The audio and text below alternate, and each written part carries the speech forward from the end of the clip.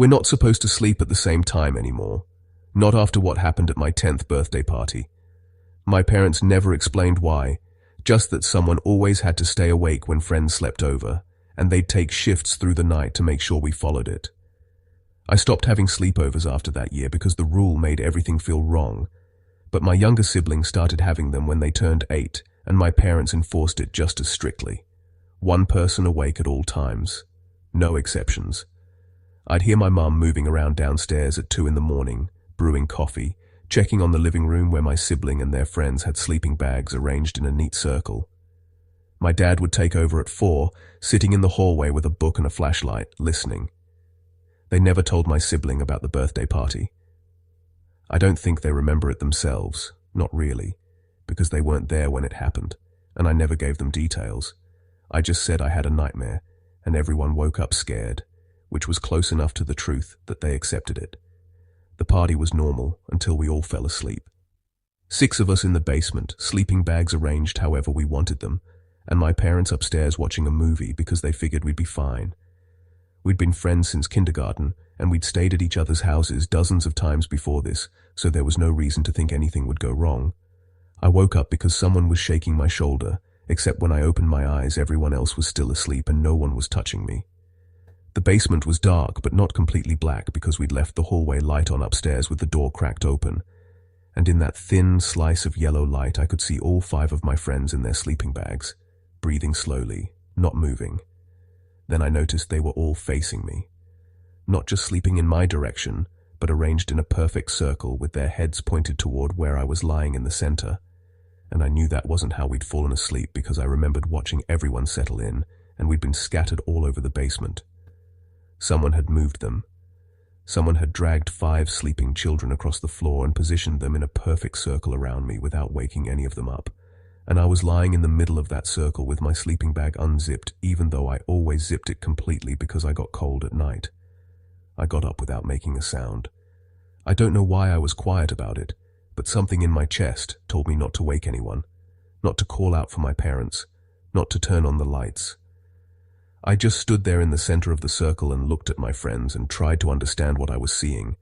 Their eyes were open, all 5 of them, eyes open and staring at me, but their breathing hadn't changed, and they weren't blinking, and when I whispered one of their names, there was no response. Just open eyes reflecting that thin hallway light, 10 eyes arranged in a circle around me, watching. I ran upstairs and told my parents someone was in the basement. My dad went down first and I heard him say something that sounded confused. Then he called for my mum, and she went down too. They were quiet for a long time, then they came back up, and my mum's hands were shaking when she poured herself a glass of water. My dad said everyone was fine and asked if I'd been having bad dreams lately, and I told him no because I hadn't been. He said sometimes kids play pranks at sleepovers, and maybe my friends had been messing with me, trying to scare me. And wasn't that probably it? I said yes, even though I knew it wasn't true because their eyes had been open, but they'd still been asleep. And you can't fake that kind of sleep, that kind of complete stillness. My mom called all the parents to pick up their kids early, saying someone had gotten sick and she didn't want it to spread. Everyone woke up groggy and confused when their parents arrived, and none of them remembered anything about moving in the night or opening their eyes or playing a prank. They just remembered falling asleep normally, and then being shaken awake by my mom saying it was time to go home. The birthday rule started after that. Someone always awake. Someone always watching. My parents never explained it, and I never asked, because I understood what they were afraid of, even if I didn't understand what had actually happened. My sibling is having another sleepover next weekend, and I offered to take a shift so my parents can sleep. My mum looked relieved when I volunteered, then asked if I remembered why we started doing this. I told her I remembered the nightmare and how scared everyone got, the story we've been telling for 6 years now, and she nodded and said that was exactly right. But last night I went down to the basement for the first time since my 10th birthday because I needed something from storage, and when I turned on the light I saw them. 5 perfect indentations in the carpet where sleeping bags had been, arranged in a circle that never faded even though we've vacuumed 1,000 times since then. The carpet has been replaced twice and the indentations are still there. pressed into the padding underneath. And in the center is a sixth mark where I was lying.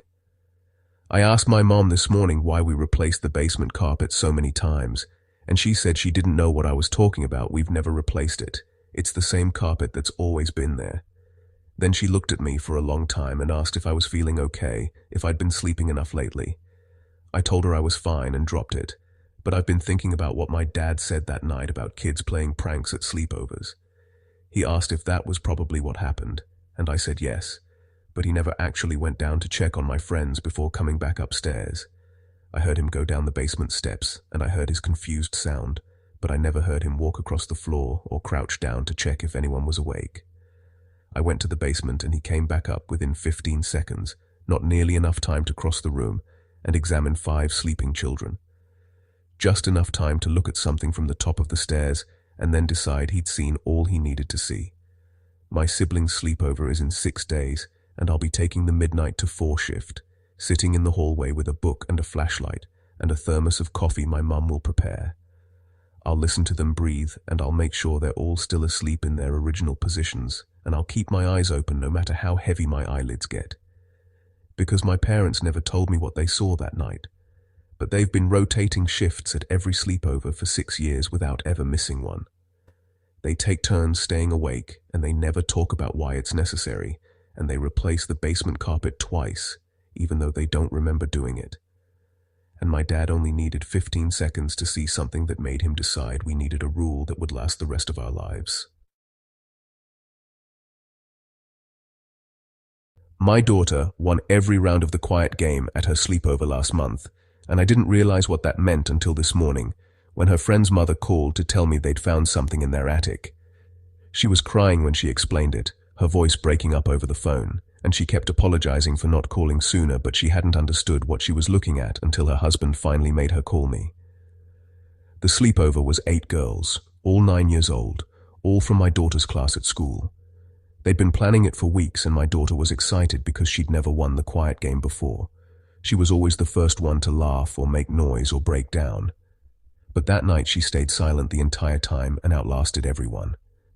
She was so proud of herself when I picked her up the next morning, talking non-stop about her strategy and how she'd finally figured out the trick.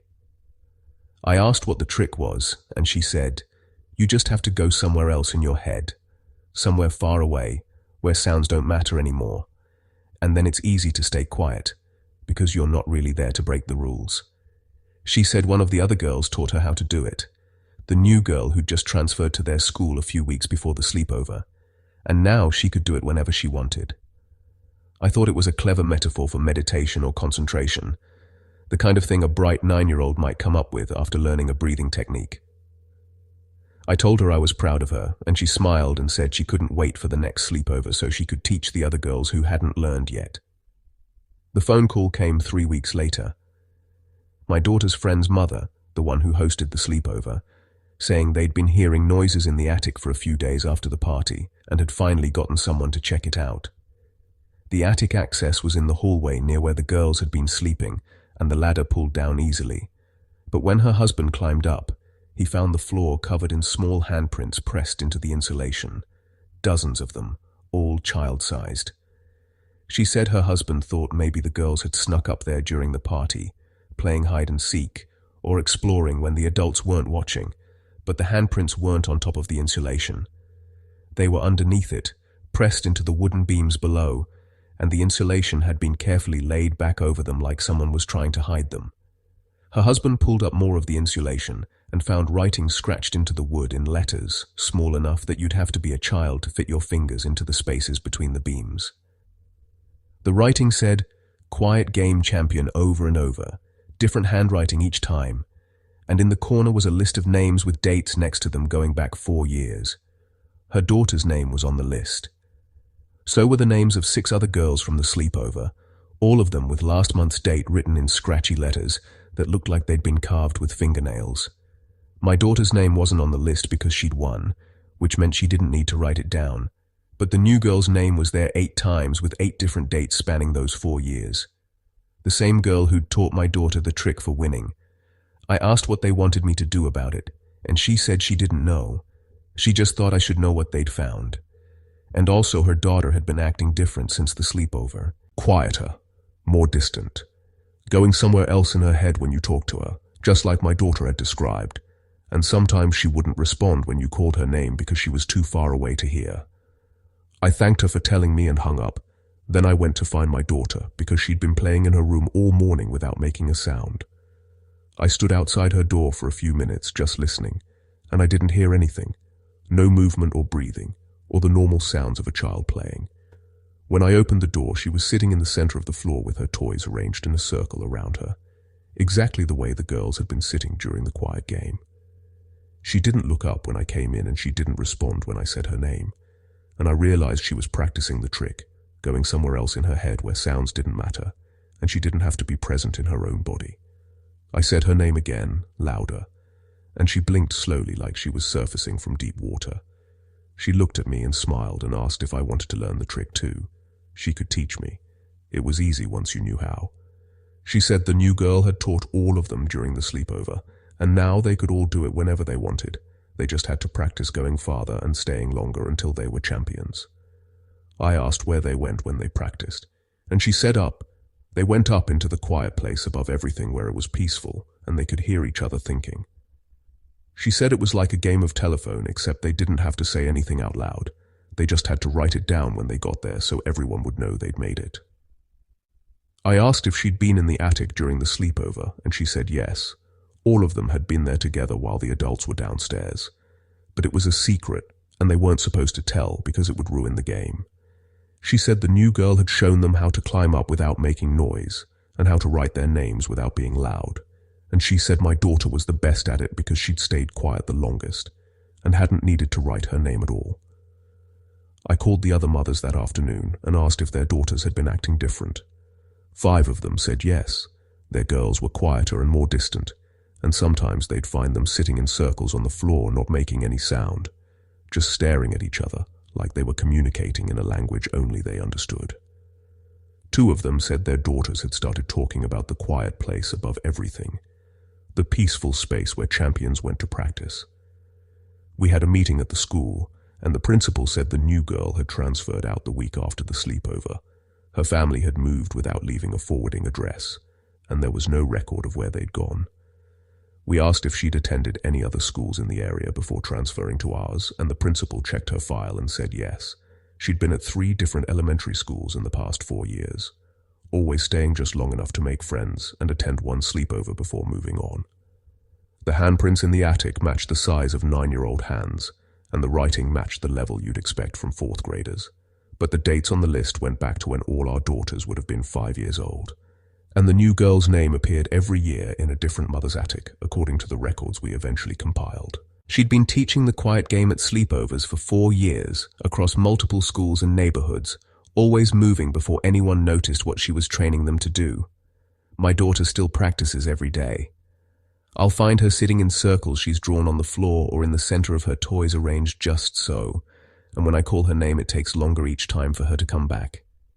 Yesterday I couldn't get her to respond at all for almost 10 minutes, and when she finally blinked and looked at me, she said she'd almost made it to the place where the champions stay forever, the quiet place where you don't have to come back if you don't want to. I asked what she meant by that, and she said the new girl is waiting there for all of them. She's been waiting for years for enough champions to join her, and once they all learn to stay long enough, they'll be together forever in the quiet place above everything where parents can't find them. This morning I went into my daughter's room to wake her for school and found her sitting in the center of the floor with her eyes open, not blinking, not breathing, completely still. I shook her shoulder and screamed her name, and she didn't respond for 15 seconds, then 20, then 30, and I thought I'd lost her until she finally gasped and looked at me like she was surprised to find herself back in her body. She said she'd been practicing all night while I was sleeping, going up to the quiet place and staying as long as she could, and she'd almost stayed forever this time, but something had pulled her back. She said next time she'll go farther and stay longer, and eventually she'll be able to teach me the trick too. And wouldn't that be nice? Wouldn't I like to learn how to be quiet forever?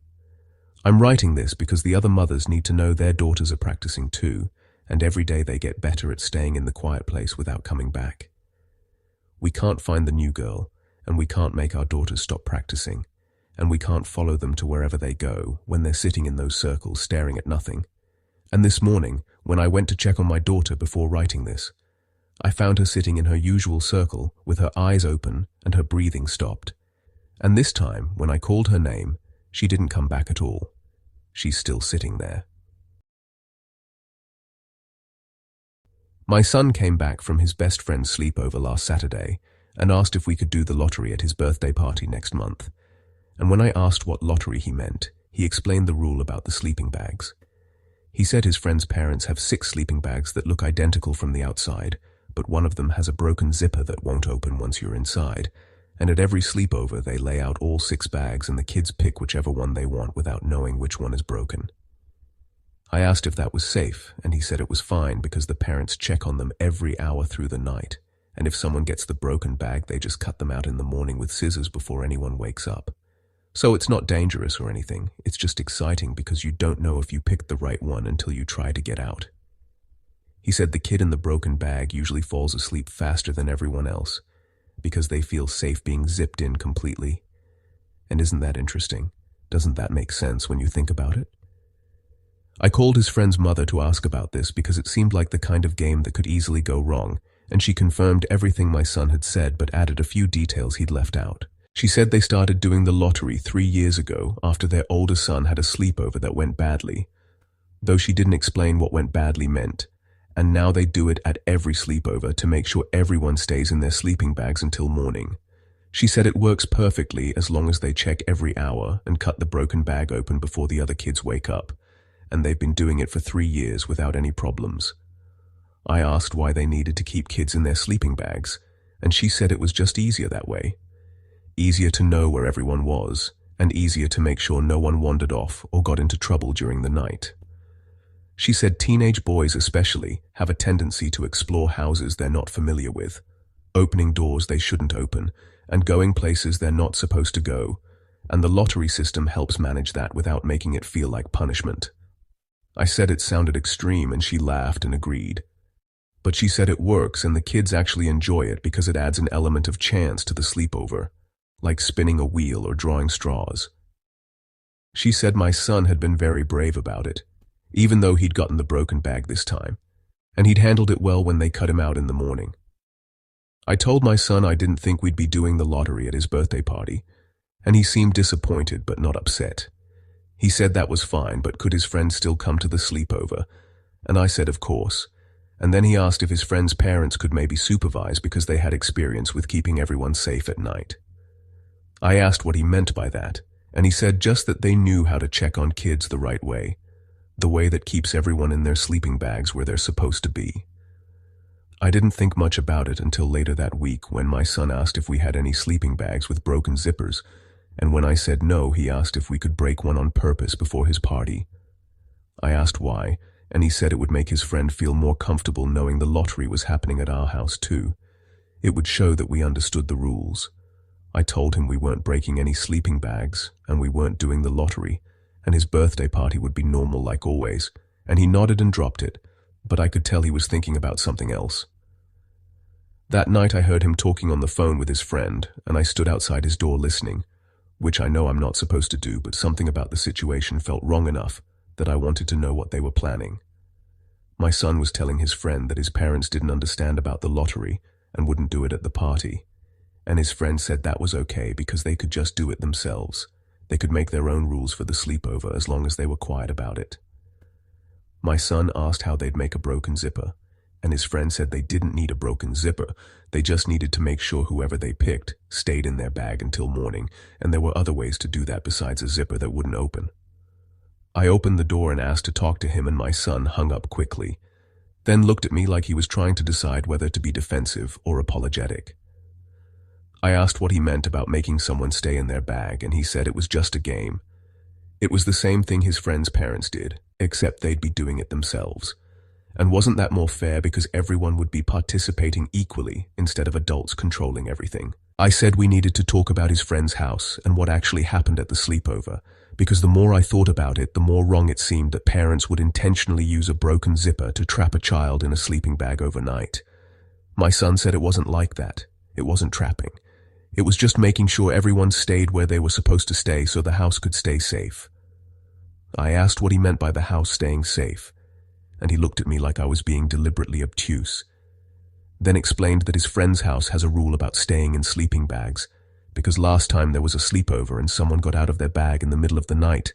That person opened a door they weren't supposed to open and saw something they weren't supposed to see. He said his friend's parents had to call everyone's parents to pick up their kids at 4 in the morning, and the kid who opened the door stopped coming to school for 3 months afterward. I asked what door and what the kid saw, and my son said he didn't know exactly, but it had something to do with the basement and the reason his friend's older brother doesn't live there anymore, even though he's only 17. He said his friend told him the lottery started after that night because his friend's parents needed a way to make sure no one got out of their sleeping bags and wandered into parts of the house where they'd see things that would make them not want to come back.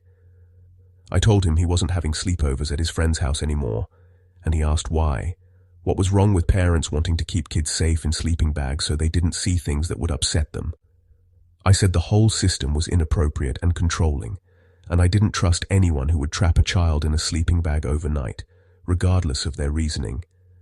And my son looked at me like I was missing something fundamental about the situation. He said his friend's parents cut him out in the morning before anyone else woke up, and they apologized and explained that it was just bad luck. He'd picked the broken bag, but it could have been anyone.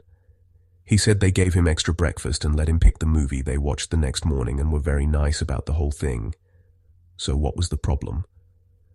I said the problem was they'd intentionally created a situation where a child would be trapped and helpless overnight. And my son said yes, but everyone agreed to it before picking their bags. Everyone knew one of the bags was broken, and they all chose to participate anyway. He said it was like a game of tag, where everyone agrees to the rules before playing, and just because one person gets tagged doesn't mean the game is unfair. I tried to explain the difference between a game of tag and being physically trapped in a sleeping bag overnight, but my son kept circling back to the idea that it was consensual and everyone understood the risks. He said his friend's parents check every hour, and if there was a real emergency, they'd cut the person out immediately. It's not like they'd leave someone in danger. They just need to make sure no one wanders into parts of the house where they'd see his friend's older brother. I stopped talking because I realized he'd said his friend's older brother didn't live there anymore, and now he was saying they needed to keep kids away from parts of the house where they'd see him, and those two statements couldn't both be true. I asked my son to clarify, and he went quiet for a long time, then said he wasn't supposed to talk about it because his friend's parents made all the kids at the sleepover promise not to tell what the older brother was doing in the basement. I said he needed to tell me anyway, and my son said the older brother wasn't missing or gone. He just didn't come upstairs anymore, and hadn't come upstairs in 3 years since his own friends saw him during a sleepover and started asking questions. He said the older brother lives in the basement now, and the parents bring him food and check on him, but he doesn't leave, and he doesn't want anyone to know he's down there because of what happened to him. I asked what happened, and my son said he didn't know the whole story, but it had something to do with a sleepover game that went wrong, and now the older brother couldn't be around people anymore because of how he looked or what he'd become or something like that. He said the lottery system started after the incident with the kid opening the basement door because his friend's parents needed a way to keep future sleepover guests contained upstairs so no one else would accidentally see the older brother and have the same reaction. I called his friend's mother back and asked her directly what was in her basement, and she hung up on me, then blocked my number. I called from my husband's phone and she answered, but as soon as she heard my voice, she said we wouldn't be welcome at their house anymore, and our son wasn't invited to future sleepovers, which was fine with me because I'd already decided he wasn't going back. But my son is still planning the lottery for his own birthday party, and I found him in the garage yesterday evening examining our sleeping bags and trying to figure out which zipper would be easiest to disable. I asked what he was doing, and he said he needed to prepare for the party. He needed to make sure there was at least one bag that wouldn't open, so everyone would know to stay inside until morning. I took the sleeping bags away and told him there would be no lottery and no broken zippers, and if he couldn't follow those rules, then there wouldn't be a sleepover at all. He said I didn't understand. The lottery wasn't about control or punishment. It was about making sure everyone stayed safe and didn't see things they weren't supposed to see. I asked what things he thought people might see in our house, and he looked at me like the answer was obvious, then said, I must know what we keep down in our own basement. I must know why we don't let him or his friends go down there anymore. I must remember the reason we stopped having guests over 3 years ago after my brother-in-law stayed for a week and left early without saying goodbye. I don't know what he's talking about, and I don't know what he thinks is in our basement, but I went down there this morning to check, and the door was locked from the inside, even though we don't have an interior lock on that door. I knocked and asked if anyone was there, and I heard something move, something heavy dragging across the concrete floor, but no one answered. My son's birthday is in 3 weeks, and he keeps asking about the lottery.